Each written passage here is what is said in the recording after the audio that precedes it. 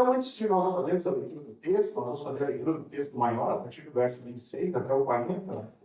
Depois da exposição de hoje, que está restrito aos versos 32 a 35, mas é necessário sempre relembrar isso no contexto, pastor. A gente nunca pode pegar um texto, isolar ele e entender de forma isolada. Então, nós temos que lembrar que no livro de Atos, ele narra o nascimento e o desenvolvimento da igreja cristã. Este momento aqui é aquele momento onde Cristo ele foi assunto ao céu, ele ressuscitou, morreu, ressuscitou, foi levado ao céu, e agora os apóstolos estão dando sequência ao testemunho, a pregar essa mensagem. O Messias que veio, morreu e ressuscitou. Então é isso que o livro nos propõe. Este livro propõe nos contar esse nascimento da igreja e o desenvolvimento desta os primeiros anos de vida, né? A igreja que nós chamamos de igreja primitiva. Então, depois de um evento muito importante, que nós também acabamos de ver, a morte do primeiro mártir cristão, a morte de Estevão, lá no finalzinho do capítulo 7, nos conta que inicia-se a partir dali, dessa morte de Estevão, um período de intensa perseguição aos discípulos de Jesus. Essa perseguição era parte da liderança do povo judeu, que via nos cristãos um inimigo ao judaísmo. E então eles enviam, essa liderança judaica envia um homem chamado Saulo para prender os cristãos com o objetivo de destruir a igreja. E Lucas diz que isso forçou com que muitos discípulos buscassem refúgio nas regiões vizinhas. Lucas diz que só os apóstolos permanecem ali em Jerusalém. Os discípulos demais, eles fogem para outras localidades. E um destes discípulos que vão buscar refúgio em outros lugares é Filipe, que também fez parte do grupo de Estevão, ali dos homens escolhidos para o serviço de auxílio aos apóstolos. E aí, então, Filipe ele parte para a região da Samaria e lá ele começa a pregar o evangelho, a testemunhar tudo aquilo que ele viu e ouviu acerca de Jesus Cristo. O texto nos diz que Filipe teve um grande sucesso nesse evangelismo. E muitas pessoas da Samaria, muitos samaritanos, creram no evangelho e foram batizados. A evangelização deste povo ele permanece com a presença de Pedro e João, dois dos apóstolos que vão até lá verificar esse sucesso na pregação de Filipe. E aí, então, Lucas, ele meio que encerra esse relato sobre a pregação aos samaritanos, e ele inclui aqui, no texto do capítulo 8, um relato de Filipe não mais pregando a multidões, mas pregando agora para um único homem. Né? Um homem ali que estava vindo de Jerusalém, de uma viagem para adorar a Deus, e eles se encontram em uma estrada praticamente deserta, e aí então começa a evangelização desse etíope, eunuco, um oficial de alto escalão daquela localidade. Então nós vamos fazer aqui, depois desse panorama, dessa introdução, fazer a leitura dos versos 26 até 40, e aí depois a exposição vai ficar restrita apenas aos versos 32 a 35. Então acompanhe comigo a leitura da palavra do Senhor. Diz assim o texto. Um anjo do Senhor disse a Filipe, levante-se e vá para o sul, no caminho que desce de Jerusalém a Gaza. Este se acha deserto. Filipe se levantou e foi. Havia um etíope eunuco, alto oficial de Candace, rainha dos etíopes, o qual era superintendente de todo o seu tesouro. Ele tinha vindo adorar em Jerusalém e estava regressando ao seu país. E assentado na sua carruagem, vinha lendo o profeta Isaías. Então o Espírito disse a Filipe, aproxime-se dessa carruagem e acompanhe. Correndo para lá, Filipe ouviu que o homem estava lendo o profeta Isaías. Então perguntou, o senhor entende o que está lendo? Ele respondeu, como poderia entender se ninguém me explicar? E convidou Filipe a subir e sentar-se ao seu lado. Ora, a passagem da escritura que ele estava lendo era essa. Foi levado como ovelha ao matadouro.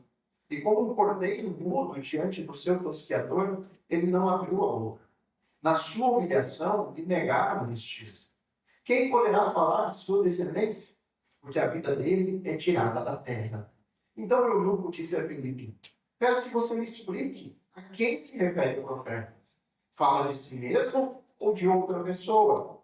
Então, Felipe explicou, começando com essa passagem da Escritura, anunciou a mensagem de Jesus. Seguindo pelo caminho, chegaram a certo lugar onde havia água. Então o eunuco disse: eis aqui a água. O que me impede que eu seja batizado? Filipe respondeu: é lícito, se você crê de todo o coração. Então ele disse: creio que Jesus Cristo é o Filho de Deus. Então mandou parar a carruagem, ambos desceram a água e Filipe batizou o eunuco. Quando saíram da água, o Espírito do Senhor arrebatou Filipe, e o eunuco não o viu mais. E este foi seguindo o seu caminho, cheio de alegria. Mas Filipe foi visto outra vez em Azoto, e seguindo a viagem, evangelizava todas as cidades até chegar a Cesareia. Irmãos, os versículos que nós vamos analisar aqui nessa manhã, que são os versos 32 a 35, narram a conversa que Felipe teve com o eunuco. Momento em que o discipulado cristão iniciou na prática. Na semana passada nós falamos do chamado ao discipulado, todos nós temos, né? E aqui começa na prática o discipulado, né? A ideia de um discipulador ensinando alguém que deseja aprender sobre Cristo. É o que vai começar aqui. Então, ele passa, a partir de agora, a explicar para o eunuco como as Escrituras, os textos bíblicos, falavam sobre Jesus. Como que as Escrituras apontavam para Jesus como sendo o servo sofredor de Isaías 53. Filipe aqui ele lança luz sobre esses textos, ele mostra os detalhes do texto para que mostre para aquele homem a preciosidade da mensagem do Evangelho. A preciosidade que há nas boas notícias sobre Jesus, o Messias que morreu, mas que ressuscitou. Então, Felipe ele demonstra para o eunuco como que as profecias, como que as palavras de vários textos do Antigo Testamento se cumprem de maneira precisa, de maneira perfeita na pessoa, na vida e na obra de Jesus. Como Jesus era o Cristo de Deus, que se entregou ao sofrimento, que morreu para salvar a humanidade. Filipe, ele certamente explicou aqui para o eunuco como que todo o sofrimento do Messias não foi um acidente de percurso. Foi, na verdade, obra de Deus. Era plano de Deus. Nós temos que lembrarmos que para o judeu, a mensagem de um Messias crucificado é algo escandaloso. Para o judeu, o Messias vem para reinar. Ele vem para ser uma figura vitoriosa e não sofredora. Eles não tinham, no primeiro século, essa visão do Messias, qualquer possibilidade dele vir para morrer. Não, o Messias vem para reinar. E aí, então, o Filipe está aqui explicando para o eunuco como que a morte do Messias não era um acidente, mas isso estava prenunciado por Deus no próprio texto bíblico. E isso, irmãos, nos mostra que o evangelho do servo sofredor, ela não se resume à mensagem do sofrimento. Pelo contrário, a mensagem do evangelho do servo sofredor é uma mensagem que nos mostra que por meio do sofrimento há esperança. Por meio da morte há libertação e a vida. E isso, irmãos, para muitos é loucura. Como é possível a morte trazer vida? Então é isso que vai sendo explicado por Filipe para o eunuco. E sobre isso, irmãos, sobre essas declarações bíblicas, que muitas vezes soam como contraditórias. Como é possível um rei morrer e ser glorificado? Como é possível um rei vir à terra, morrer e ser exaltado? São coisas que parecem difíceis demais. Como que eu, crendo num Messias Salvador que morre, pode ser vida e salvação para mim?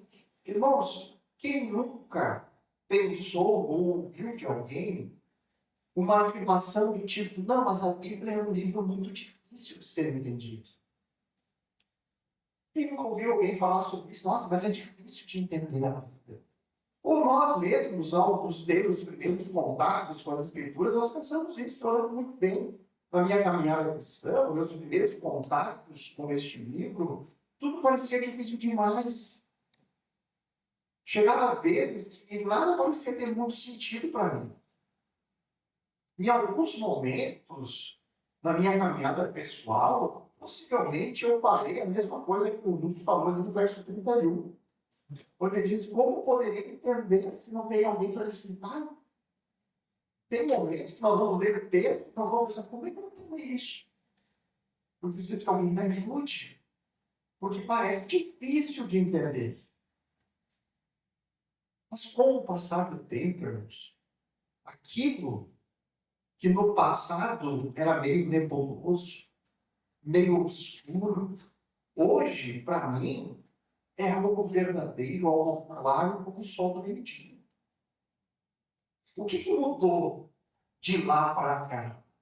O que muda em alguém que tem essa experiência de a Bíblia ser um livro difícil demais para ser um livro verdadeiro, necessário? Como que algo que era incompreensível se torna fonte de orientação para a vida de uma pessoa? Por meio deste relato, irmãos, nós vamos ver hoje, nós vamos aprender aqui dois elementos indispensáveis nesse processo. Naquilo que era difícil, se tornando fácil. Naquilo que era obscuro, se tornando claro como água. Nós vamos ver aqui no texto algo indispensável para todo aquele que deseja entender e crer as Escrituras. É um processo da investigação, da iluminação. Isso é indispensável na caminhada. A investigação e a iluminação. Nós vamos analisar aqui primeiro o que o texto nos diz que o eunuco não estava compreendendo. Qual é o texto obscuro para este homem? O texto obscuro aqui é a profecia do servo sofredor.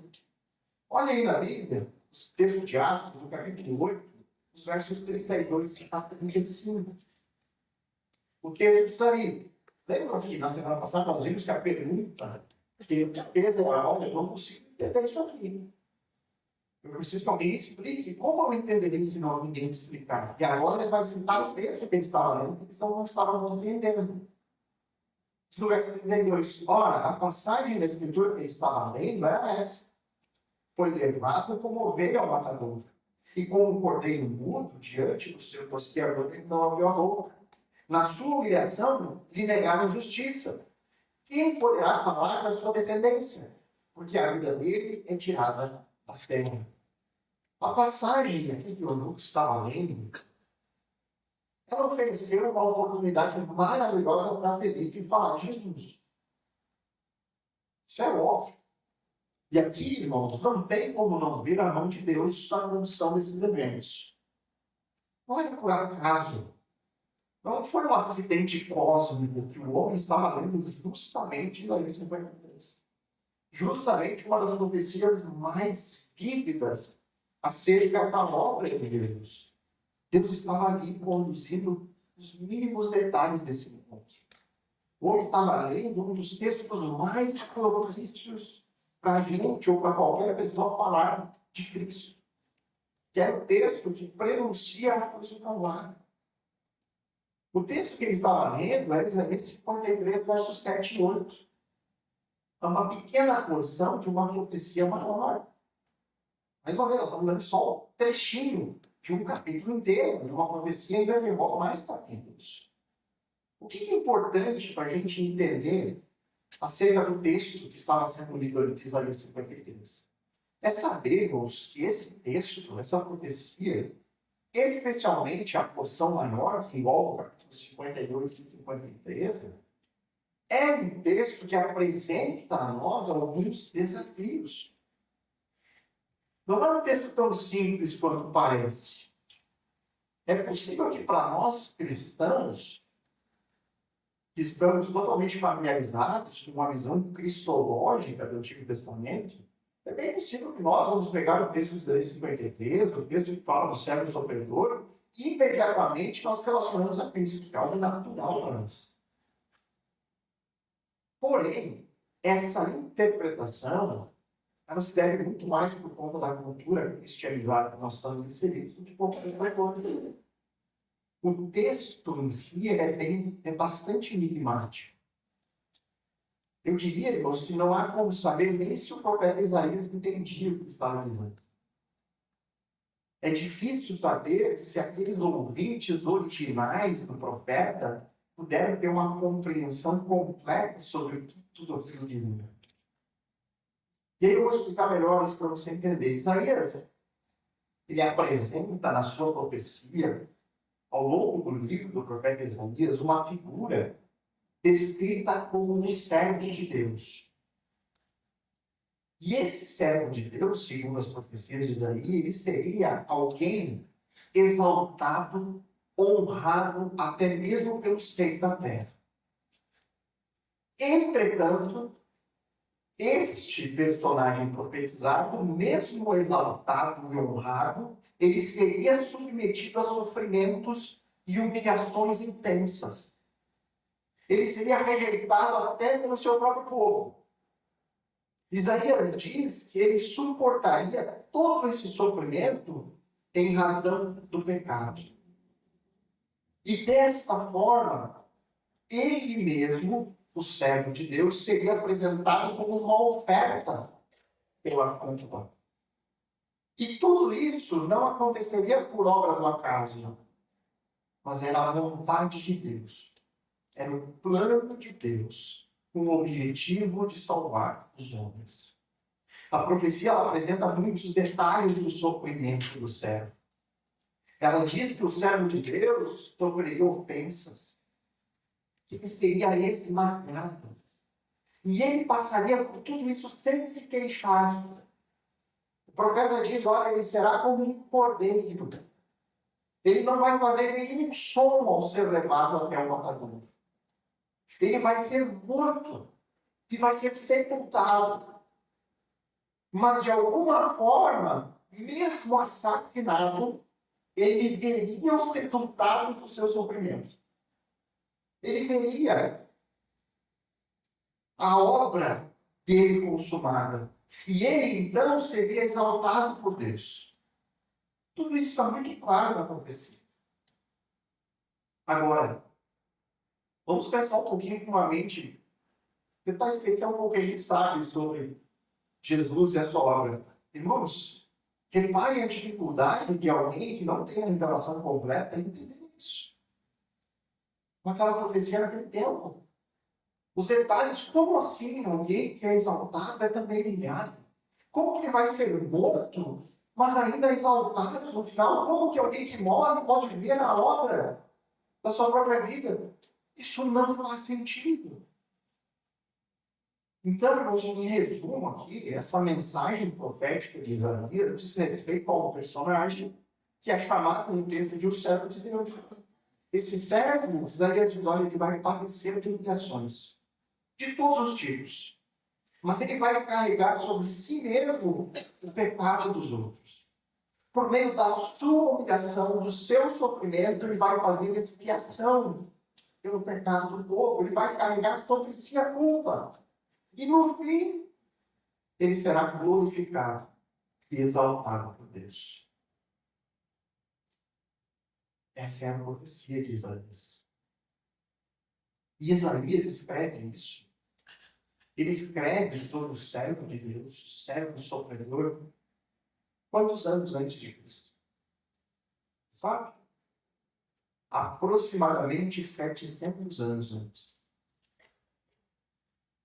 E para que todos aqui entendam, uma profecia, irmãos, é uma mensagem que Deus entrega a um profeta. E Deus entrega essa mensagem com o objetivo de comunicar sua vontade, dar orientações ao seu povo, exortar o povo sobre algo, ou então anunciar eventos futuros. Boa parte das profecias bíblicas tem esse caráter específico do anúncio de antemão de coisas que vão acontecer. Por exemplo, o mesmo profeta Isaías, lá no capítulo 45 do seu livro, ele diz que um rei chamado Ciro seria o libertador do povo judeu do cativeiro babilônico. Nessa revelação, Deus não só anunciou o que ia acontecer, que o povo seria liberto do cativeiro, mas ele deu os detalhes da profecia. Ele deu detalhes sobre o nome do rei. Essa profecia, irmãos, foi entregue a Isaías, que anunciou o povo e escreveu ela aproximadamente 150 anos antes do rei Ciro existir. Irmãos, a profecia preditiva, essa profecia que anuncia o que vai acontecer, eu digo que é o que distingue a Bíblia de qualquer outro livro. É a digital da palavra de Deus. Se você ler o capítulo inteiro de Isaías 53, nós não vamos fazer essa leitura, irmãos. Até o meu desejo era expor Isaías 53 aqui, mas isso será feito agora em dezembro. Nós vamos ter uma série sobre o advento. Nós vamos tratar vários textos do Antigo Testamento que anunciavam a vinda e o nascimento de Jesus. Então, Isaías 53 nós vamos usar numa outra pregação. Mas se você ler Isaías 53, não tem como não ver a relação e o cumprimento, no mínimo, dos detalhes do que aconteceu com Jesus na cruz. Você lê aquilo ali, se diz, não, está falando de Jesus. Ele perguntar para uma pessoa que não conhece a Bíblia direito, ela vai dizer, não, esse texto aqui está falando de Jesus. Sabia que ele foi escrito há 700 anos antes de Jesus? Qual a chance do profeta chutar o travesseiro e se cumprir nos mínimos detalhes? Irmãos, essa é uma evidência tão inquestionável que, para que você tenha uma ideia, Isaías 53 tem sido excluído das leituras públicas nas sinagogas judaicas até hoje. Eles não leem, eles pulam esse capítulo por causa do uso cristão acerca dele. E aí, irmãos, o inevitável é pensar como que Isaías foi capaz de escrever esses eventos que ocorreriam tanto tempo depois. Como ele pôde anunciar isso com tanta precisão? Como é possível que eventos históricos sejam anunciados com tanta antecedência? E a resposta está no próprio livro. Lá em Isaías 46, 9 e 10, ele fala como se fosse o Senhor, era a palavra de Deus, dizendo, olha, só há um Deus, eu sou Deus, não há outro. Só eu posso anunciar as coisas que acontecerão. Por quê? Porque eu faço toda a minha vontade. Deus ele coloca ali dizendo, olha, eu sou Deus. Tudo está debaixo do meu controle. E é por isso que eu posso dizer que daqui a 150 anos vai haver um rei e ele vai libertar o meu povo. Esse rei se chama assim. E ele não é um mágico com uma bola de cristal olhando os eventos. Ele diz claramente, eu posso anunciar as coisas que ainda acontecerão, porque eu farei toda a minha vontade. Ele pode dizer porque é a vontade dele. E o que nós fazemos diante disso? Já parou para pensar nas implicações práticas de sabermos disso? Irmão, nós temos diante de nós um livro que diz ser a própria palavra de Deus. Um texto que nós vamos pegar em vários momentos, ele afirmando, eu sou Deus. Assim diz o Senhor. O Criador de tudo falando. O livro diz isso. Que possui informações sobre eventos futuros. Que traz diversos eventos profetizados ao longo da história e que se cumpriram integralmente, o que confirma a sua autenticidade. O que nós faremos com isso? O que nós faremos com a Bíblia? Qual deve ser a nossa atitude em relação a um livro como esse? O mínimo, irmãos, que nós devemos fazer é pegar este livro na mão e investigar.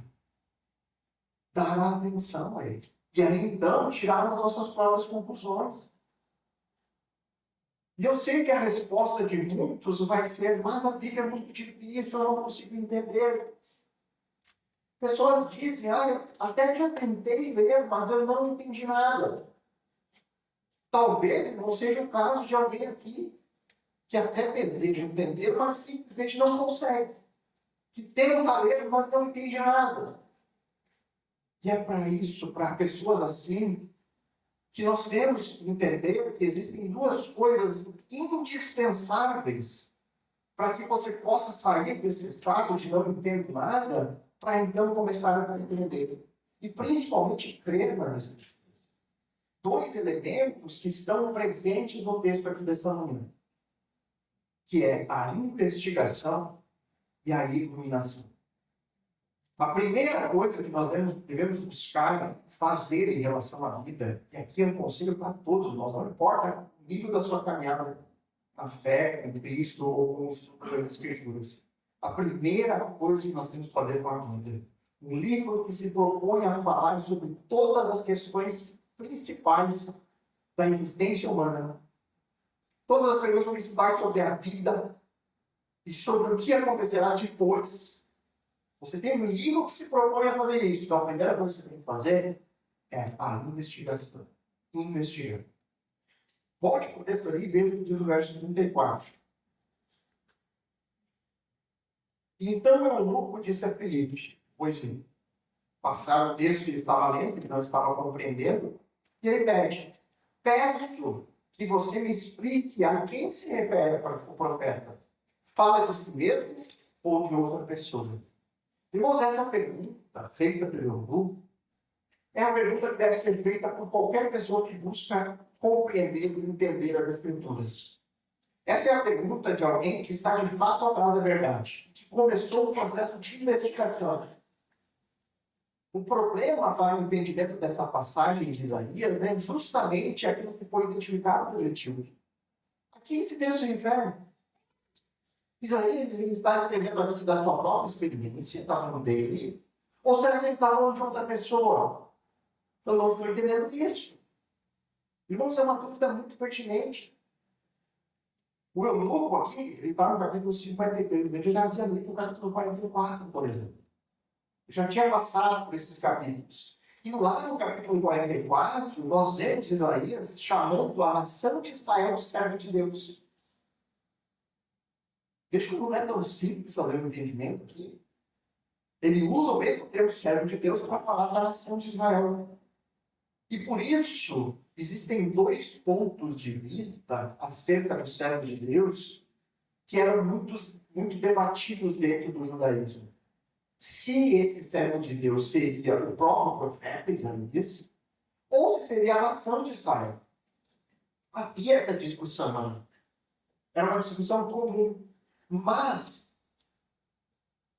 a antiga literatura rabínica, ela nos atesta que havia um consenso predominante entre os judeus no primeiro século, que é essa passagem de Isaías 53, que está falando do Messias divino.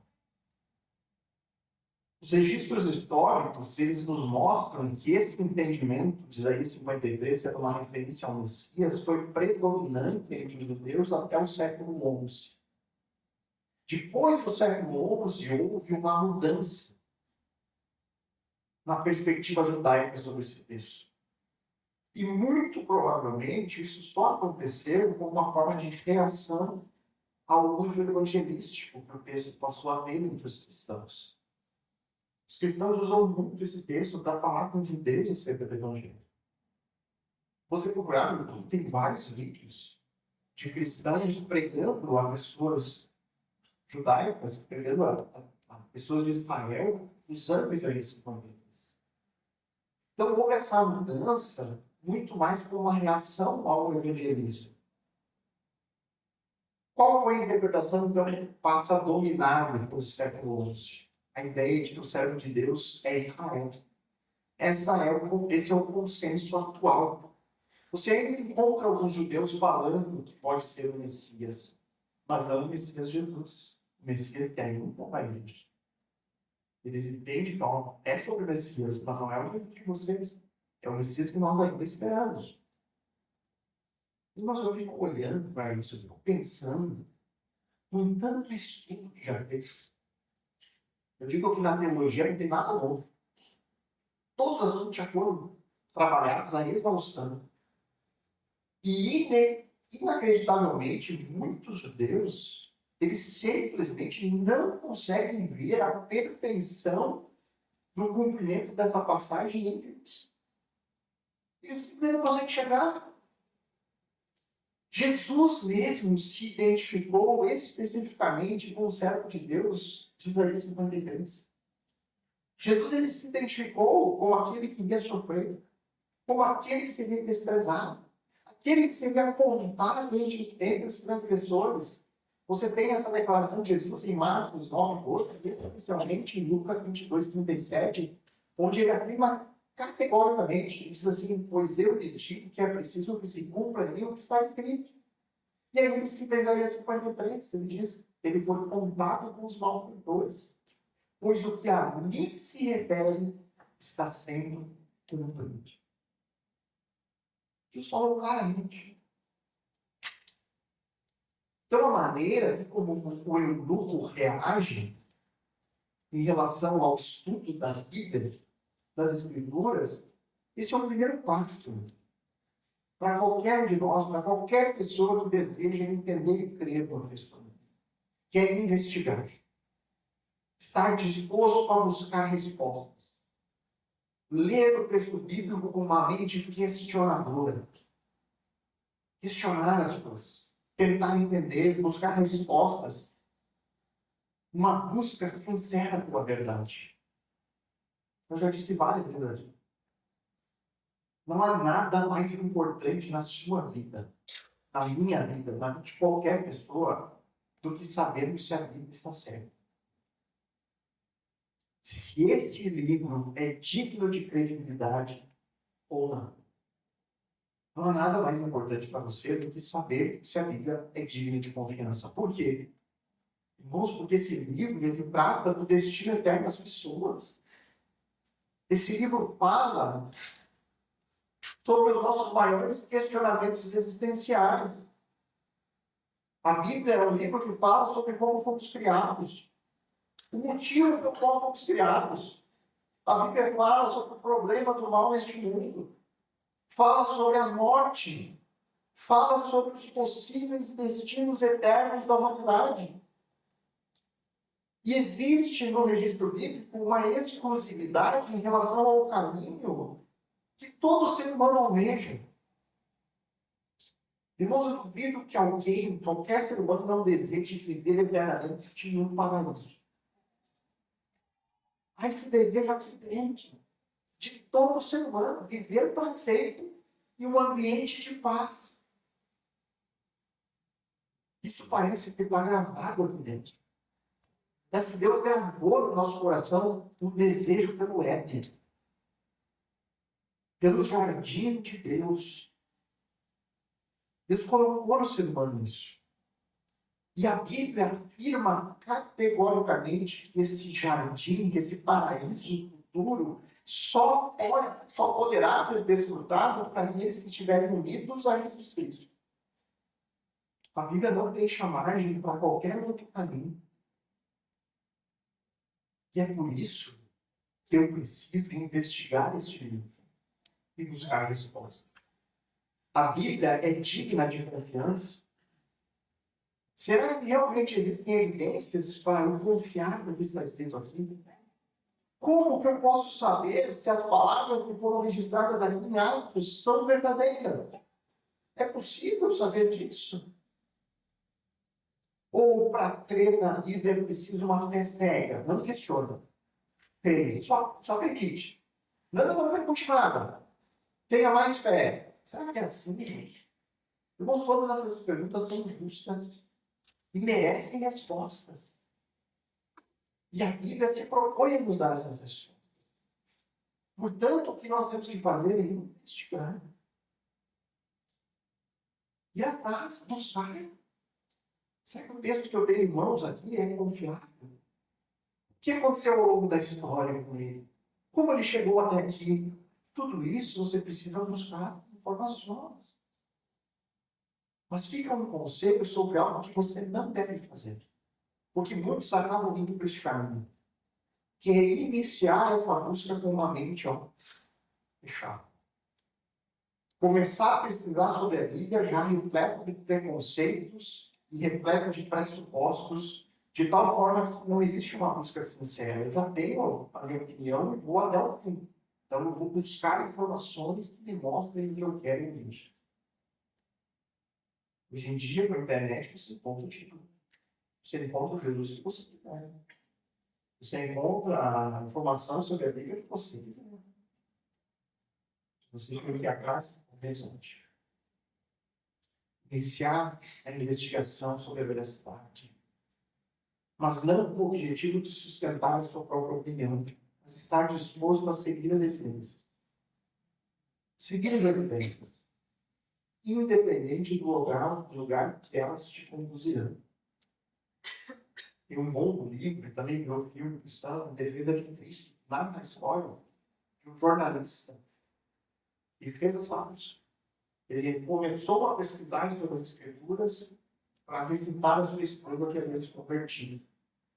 E ao longo do processo, ele foi convencido pela investigação, mas também pela iluminação, de que a Bíblia era verdadeira. Em defesa de Cristo, a história do jornalista Stroll. E a recomendação dele, livro tem filme. A sua direção é mais do filme, né? O livro vai ser difícil, eu vou pegar cada mas o filme é rapidinho, hoje de tarde mesmo, pega lá e assiste. Que boa história. Vou pegar aqui um exemplo sobre esse processo de investigação, desse exemplo negativo, que eu tenho que falar fechado, na verdade. O apóstolo Tomé. O que Tomé disse quando os outros contaram acerca da ressurreição? Só que muito bem. Tomé se agarrou do seu ceticismo, da sua incredulidade. E ele se fechou para a verdade. Ele se negou a crer naquilo que estava sendo dito para ele. Não, mas nós testemunhamos, nós vimos. Não importa. Eu só creio sobre o seu ver também. Pessoas da confiança dele. Pessoas que ele confiava. Lá com ele disseram. Não, mas nós vimos também. Nós vimos Jesus ressuscitado. Não vou ver. Irmãos, eu fiquei pensando, se Jesus não tivesse aparecido para mim. Jesus foi gracioso, misericordioso com Tomé. Realmente Tomé é o filho amado e feito de Deus, o que foi lá e parou. Só vendo, então vem cá, olha o dedo aqui. Olha, sou eu mesmo. Mas olha só como uma postura de não importa o que vocês estão dizendo, pode levar uma pessoa, né? A não investigar, simplesmente não levar em conta o testemunho de outros.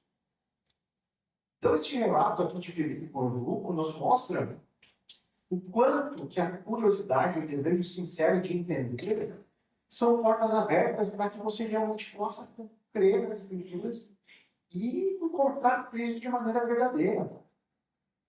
Nós temos que nos nutrir essa busca, esse desejo pelas respostas, a buscar esses temas tão profundos acerca da nossa existência. Irmãos, disso pode depender do seu destino eterno. Nós vivemos dias onde as pessoas não param mais para pensar nisso. Nas questões mais fundamentais da existência humana. Nós vivemos uma geração que está tão imersa em uma rotina, em um ritmo de vida tão desenfreado, que todo assunto realmente importante fica para depois. É só quando a gente enfrenta um luto, né, quando a gente perde alguém que nós amamos, que nós paramos por um momento para pensar, nossa, como passou depressa. Nossa, a pessoa estava aqui até pouco tempo conosco, mas só passou e nós nem vimos.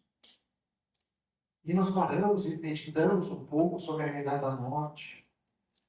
Mas nem mesmo isso dura muito. Porque no outro dia você já está de novo mergulhado no caos da vida do século XXI. E é por isso, irmãos, que pare por um instante. Medite na brevidade dessa vida. Medite na realidade de que um dia, irmãos, todos nós vamos passar. Irmãos, já foram para pensar que em poucos anos ninguém vai lembrar de nós. Quem aí lembra do seu tataravô? É possível que a maioria de nós saiba um nome. Irmãos, não é tão distante. 3 gerações. Pense que daqui 3 gerações ninguém vai lembrar de você. Será que a vida é isso mesmo? Será que a nossa vida se resume a isso?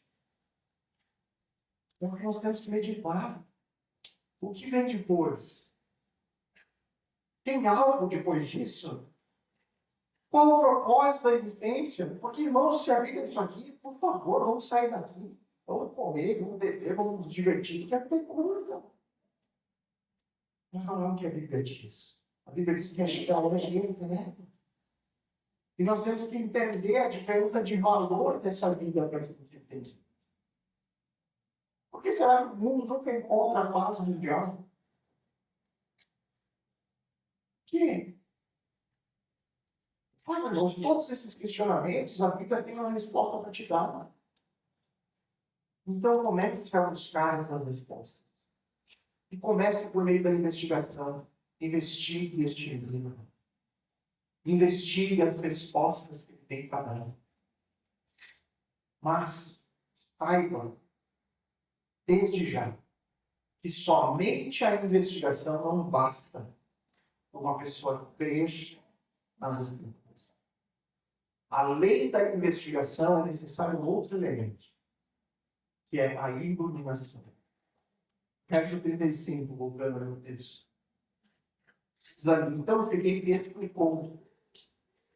Começando com esta passagem da Escritura, anunciou-lhe a mensagem de Jesus. Iluminar, irmãos, nada mais é do que lançar luz sobre algo. Biblicamente falando, iluminação é um conceito teológico. É um conceito que está relacionado ao entendimento e ao convencimento sobre a veracidade do registro bíblico. E, especialmente, iluminação diz respeito à certeza de que o Evangelho é verdadeiro. A certeza e a convicção de que Cristo realmente morreu e ressuscitou. A iluminação é necessária para qualquer pessoa crer em Jesus. Depositar nele confiança como o único e suficiente Salvador. E a iluminação, eu diria que ocorre de duas formas simultâneas. Existe um fator que eu diria que é o fator ordinário, o fator mais comum, que pode ser observado no texto de hoje. É quando estamos diante de uma explicação, de uma iluminação de alguém fazendo outra pessoa compreender melhor algo. Nós vemos aqui a iluminação que ocorre por meio de Filipe, que é um discipulador que está auxiliando o grupo a compreender melhor as Escrituras. Nós vemos aqui no verso 35 como que Filipe explicou o texto.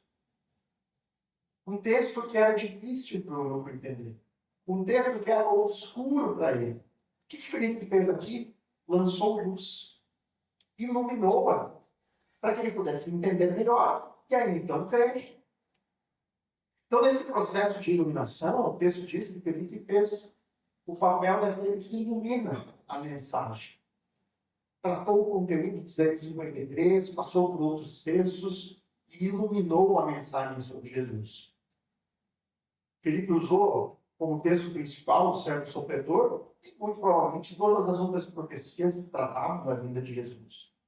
E aí, então, ele demonstrou com argumentos, com a própria Escritura, como Jesus é esse que foi anunciado. Filipe mostrou pelo texto que Deus já havia revelado no passado que este Messias que viria seria desprezado.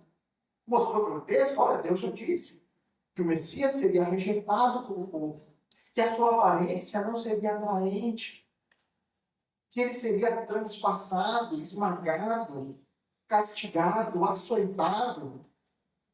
Mas é por meio disso que as feridas e as dores de Israel seriam curadas.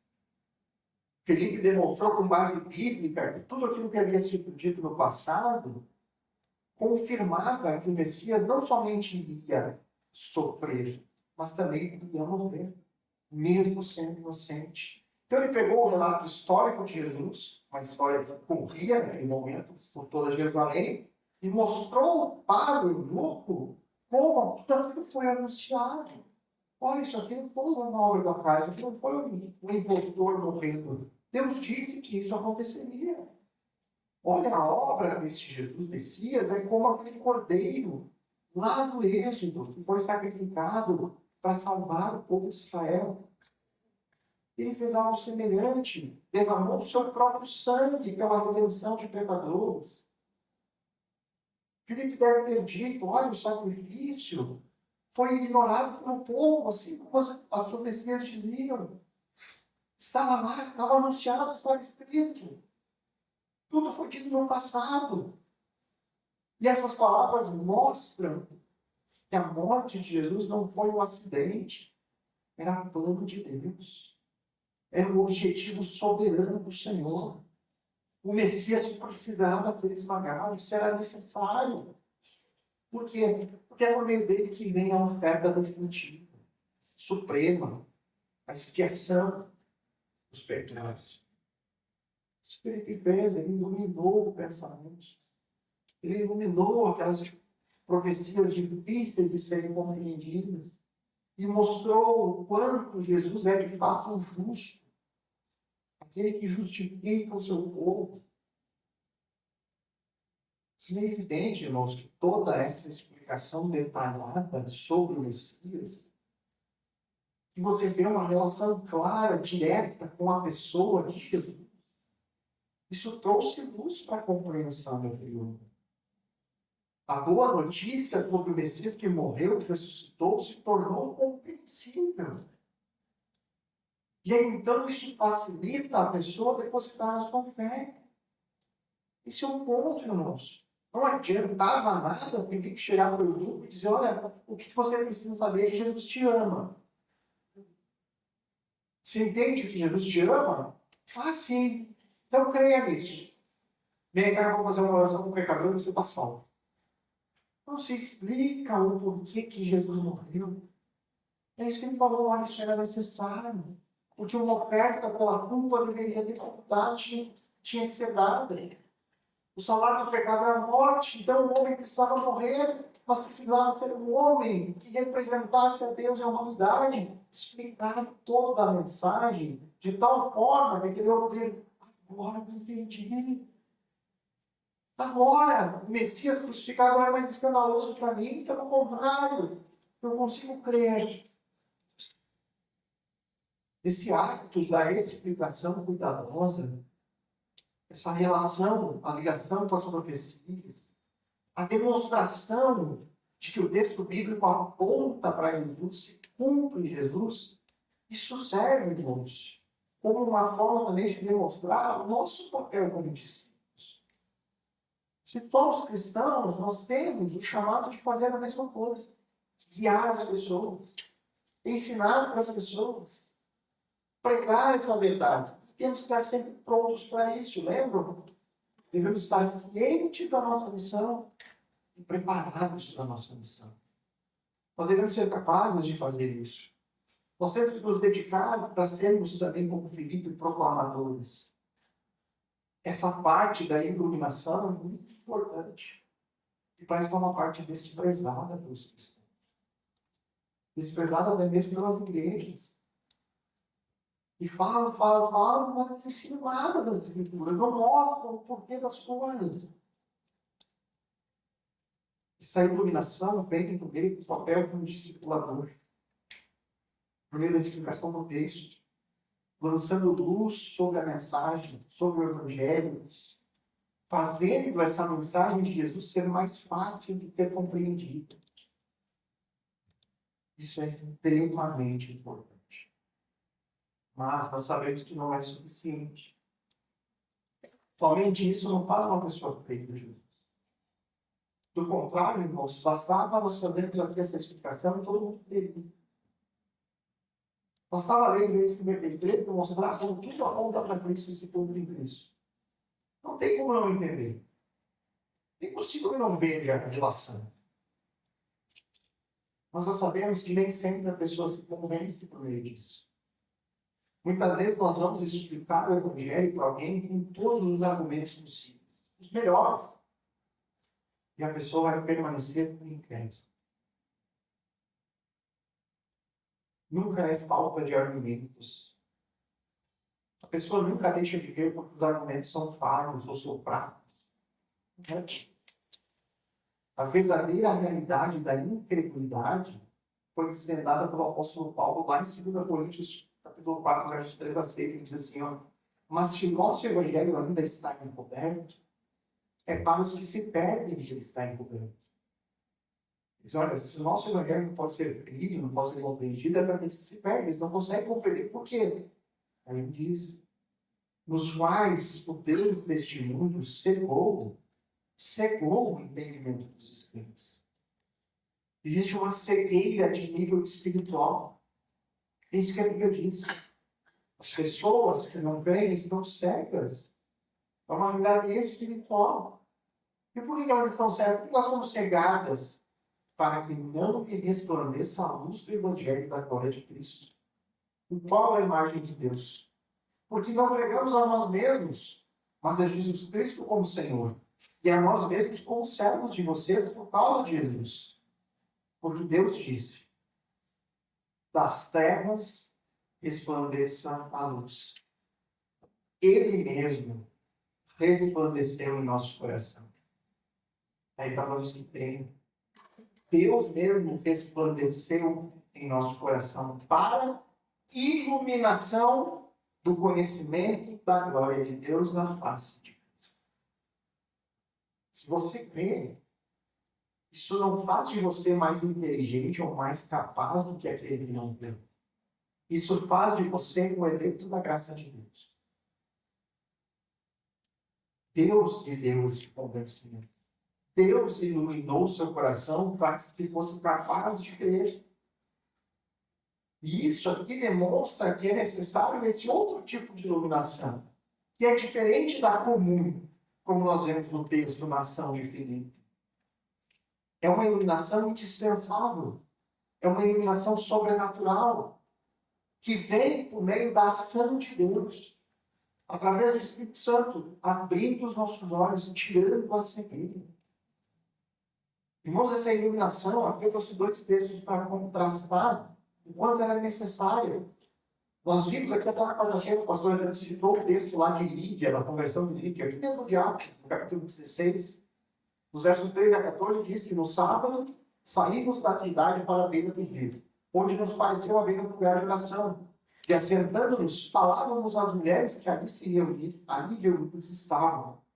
Tinham as mulheres reunidas e os apóstolos ali, na presença de Paulo, foram lá para falar de Cristo para aquelas mulheres. E aí diz assim no texto, certa mulher chamada Lídia, da cidade de Tiatira, vendedora de púrpura, temente a Deus, nos exortava. Era uma mulher que temia o Senhor. Mas ela não cria no Evangelho. Ela não conhecia. Foi o primeiro contato dela com o Evangelho. O que ele diz no texto? O Senhor lhe abriu o coração para que estivesse atenta a tudo que Paulo disse. O Senhor abriu o coração de Lídia. No meio daquelas mulheres, ele pegou o coração da Lídia e transformou. Fez com que ela escutasse com atenção o Evangelho. E aí, então, a sequência vai nos dizer que ela e toda a sua casa creram e foram batizados. Agora, reparem a diferença em relação à reação de um rei chamado Agripa, diante da pregação do mesmo Evangelho entregue pela mesma pessoa, o apóstolo Paulo. Lá em Atos 26, 28, depois de Paulo pregar o Evangelho, o mesmo Evangelho que foi pregado a Lídia. O texto diz, então Agripa se dirigiu ao Paulo e disse, por pouco você não me convence a me tornar cristão. Olha, a sua argumentação é tão convincente, seus argumentos são tão bons, que olha, um pouquinho eu não me tornei crente. Faltou isso aqui, ó. Qual foi a diferença de Lídia e Agripa? Iluminação do Espírito. Sabe qual é o pouquinho que faltou?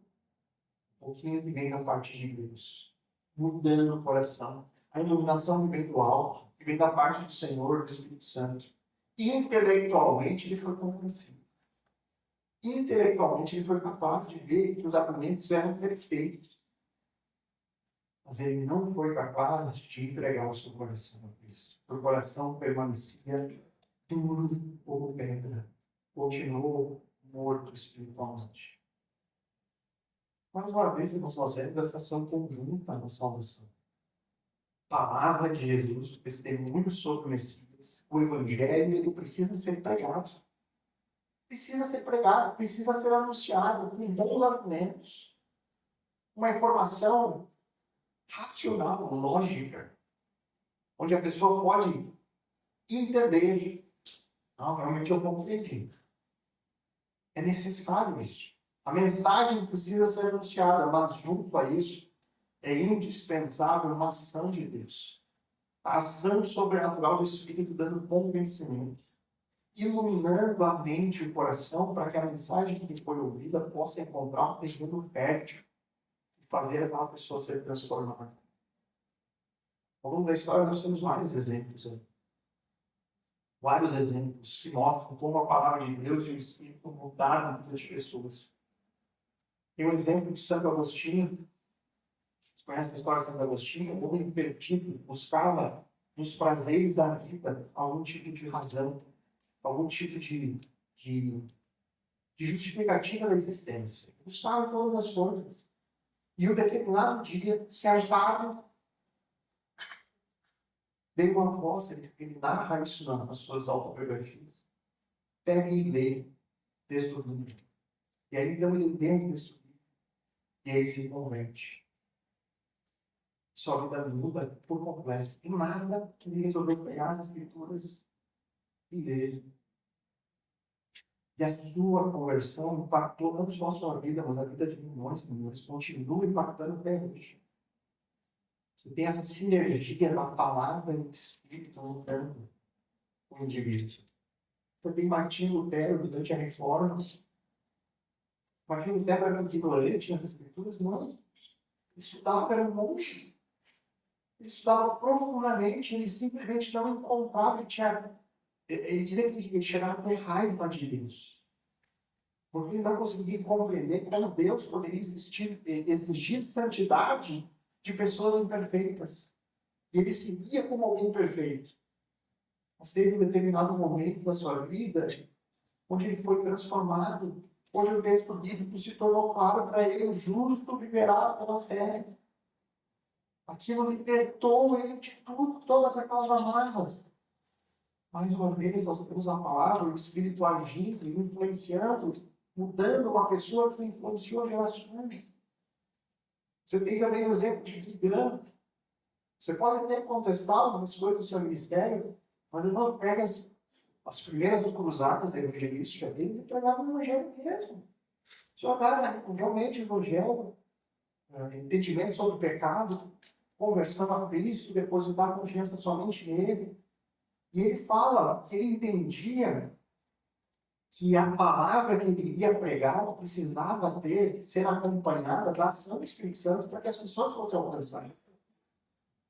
E nas suas campanhas ele dizia, ele testemunhava, que ele orava incessantemente, antes e depois, para que o Espírito Santo convencesse aquelas pessoas.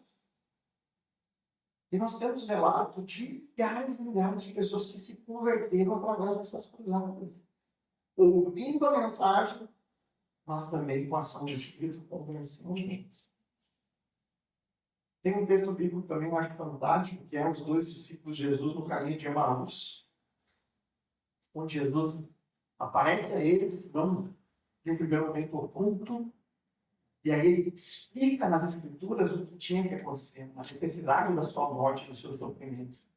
E aí depois, quando Jesus se revela a eles, vai, né, segue o caminho dele, um diz ao outro: não é verdade que o coração nos ardia no peito quando ele falava pelo caminho, quando nos explicava as Escrituras?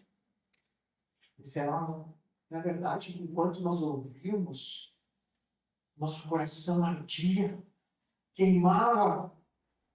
Irmãos, não é só emocional. Isso é algo de Espírito convencendo as pessoas. Eu não sei se você já teve experiências assim, de olhar no texto bíblico e aquilo te dá uma alegria transbordante. de ler textos como Isaías 53, o seu coração queimar ao ver que Jesus é o servo sofredor, que morreu pelos nossos pecados. Essa nossa reação com as Escrituras são evidências da ação do Espírito ou não. Se você não ama o texto bíblico, se você não deseja conhecê-lo, investigá-lo, glória a Deus pela ação do Espírito. Eu tenho certeza que se você é crente, seu coração pulsa de desejo de aprender mais, de conhecer mais, de crescer mais na fé. Você se sente muitas vezes até angustiado, porque você queria falar mais com os outros, e você muitas vezes não consegue. Ação do Espírito em nós. Essa mensagem do servo sofredor, de Isaías 53, essa profecia que fala daquele que viria morrer pelos pecados de muitos, daquele que traria a salvação do culto espiritual, isso deve mudar nosso ser. O sacrifício de Cristo é o cumprimento dessas profecias. A mensagem do servo sofredor mostra o amor de Deus por nós. Nos traz redenção através do sofrimento, do sacrifício do Filho. Saber que Jesus morreu em nosso lugar. Saber que Cristo, Filho de Deus, o Deus que se fez homem, morreu por mim. Irmãos, se isso não mexe no seu coração, você está morto por dentro. Isso deve nos fazer arder o desejo de honrá-lo, de glorificá-lo, de exaltá-lo. A Bíblia coloca, irmãos, Cristo como o único caminho. Saiba disso. A Bíblia coloca Cristo como o único e suficiente Salvador. O que você fala com isso? O que você fala com essa informação? Alguns de nós podem estar no estágio do eu se deparando com as verdades pelas primeiras vezes, e aí você tem que investigar. Continue buscando se esse é o seu caso. Procure as evidências. Jesus é realmente quem ele dizia ser? Jesus é realmente Deus conosco? Investigue. Mas faça isso com o coração aberto. Faça isso com a disposição de crer naquilo que as evidências te apontaram. E não se esqueça, ore a Deus. Peça por iluminação. Uma iluminação que vai além da compreensão. Peça que Deus venha até você. Agora, se você já crê no Evangelho, você está na posição de Filipe. Busque cumprir com a sua missão. Sejam instrumentos de Deus para iluminar o texto bíblico, para ajudar outras pessoas a que a Bíblia faça sentido. E aí, então, encerro perguntando a cada um: qual é o seu estágio agora? Qual é o seu estágio agora no momento? Você está no processo de investigação ou você já está em missão? Você já está ajudando outros a compreenderem as Escrituras? E para além disso, quais passos práticos você pode dar para ser mais eficaz, seja na investigação, seja na apresentação do Evangelho? O que você pode mudar na sua vida a partir de hoje?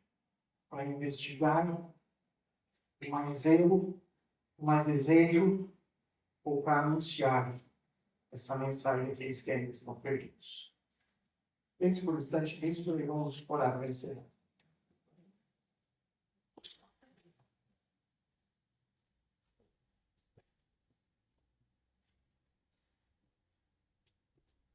Pai bondoso, Filho de Deus, queremos louvar o seu nome, mais uma vez ter a oportunidade de livremente nos reunirmos aqui no programa da tua palavra. E especialmente te agradecer, Senhor, por essa mensagem maravilhosa que nós encontramos no texto bíblico, no testemunho apostólico que chegou até nós. O anúncio de que o servo sofredor foi anunciado no passado, por meio de vários profetas, como o profeta Isaías, se cumpre de forma perfeita e precisa em Jesus Cristo. Pai, nós reconhecemos aqui que sem o sacrifício do Senhor Jesus, estaremos completamente perdidos em nossos próprios pecados. Mas aprova o Senhor enviá-lo para morrer por nós. É o sacrifício que nos traz paz. É a morte que nos traz a vida. E que cada um aqui possa depositar sua confiança nisso. Possa crer com todo o seu coração, com toda a sua força, com todo o entendimento de que o Evangelho da cruz de Cristo é verdadeiro. E é tudo aquilo que nós precisamos para encontrarmos vida eterna. Não permita, Deus, que ninguém aqui permaneça com seus corações endurecidos para essa verdade. Mas transforma, Pai. Eu não conheço cada coração, somente o Senhor conhece. Mas eu clamo, Senhor. Transforma os corações. Ajuda, Pai, a ter de fato essa compreensão, o desejo por investigar a verdade da palavra de Deus. E que o Santo Espírito ilumine a todos nós. Esse é o nosso desejo de oração, em nome de Cristo. Amém.